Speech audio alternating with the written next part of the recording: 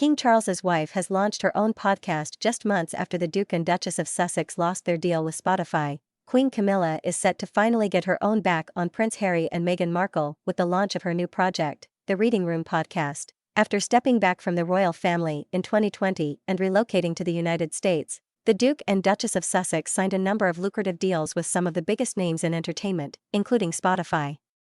However, last summer it was announced that Factual Audio and the streaming giant had parted ways after just one series of Meghan's podcast archetypes, consisting of 12 episodes. The Queen's Reading Room podcast follows in the footsteps of her hugely successful online book club, with the new series likely to ruffle feathers over in Montecito. According to a source, Camilla was the target of much of Harry's ire in his memoir Spare, as he branded his stepmother a villain and dangerous. He also accused her of leaking stories to the press. While she has never publicly responded to these allegations, an expert has claimed that by excelling in one area where the Sussexes failed, the Queen can subtly get her own back. Denise Palmer-Davies, brand expert and director of Bourne Media, told Fabulous, after all the hurtful things Harry has said about Camilla, she has finally got her own back on them. If her podcast does well, and I am sure it will, she will have achieved in an area they so desperately wanted to succeed in.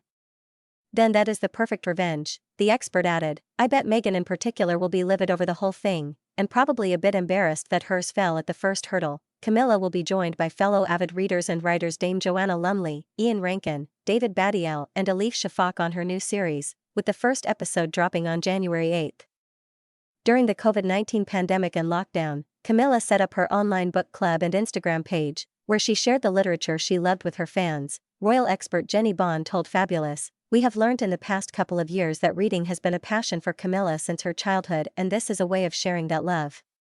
In a hectic world so dominated by short-form social media messages and giving us attention spans of a gnat, it is a noble aim to encourage children and adults to enjoy a good, long read." Camilla will not benefit financially from the podcast, and Ms. Bond added that the project is unlikely to be intended as revenge against Harry and Meghan.